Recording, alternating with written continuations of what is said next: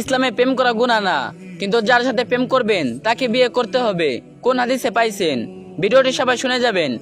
ইসলাম কখনো হারাম সম্পর্ককে হালাল বলে না। আজকাল মানুষ ভালোবাসার নামে গুনাহকে স্বাভাবিক বানিয়ে ফেলেছে। কেউ বলে ইসলামে প্রেম করা গুনাহ না, যাকে ভালোবাসবে তাকে বিয়ে করলেই হলো। কিন্তু প্রশ্ন হলো, কোন আয়াত কোন হাদিসে এটা বলা হয়েছে? আল্লাহ তাআলা বলেছেন, ওয়ালা তাকরাবুজ জিনা ইন্নাহু কানা ফাহিশাতাও ওয়া সাআ সাবিলা। অর্থাৎ তোমরা ব্যভিচারের কাছেও যেও না, নিশ্চয়ই এটা অশ্লীল কাজ এবং নিকৃষ্ট পথ। সূরা আল ইসরা আয়াত 32। শয়তান কখনো মানুষকে সরাসরি বড় গুনায় ফেলে না, বরং ধীরে ধীরে হারামের দিকে নিয়ে যায়। কথা বলা, ইমোশনাল অ্যাটাচমেন্ট, রাত জেগে চ্যাটিং, কল, এসব থেকে একসময় হৃদয় আল্লাহ থেকে দূরে সরে যায়।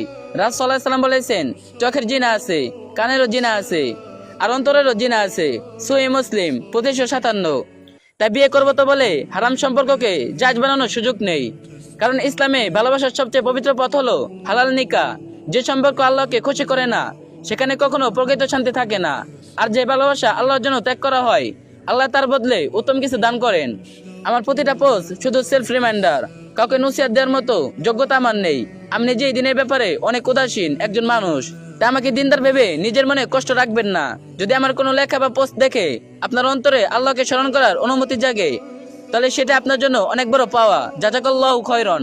ভিডিওটি অবশ্যই অনেকে জানার সুযোগ করে দিবেন, আর যে যত পারবেন কপি লিংক করে দিন।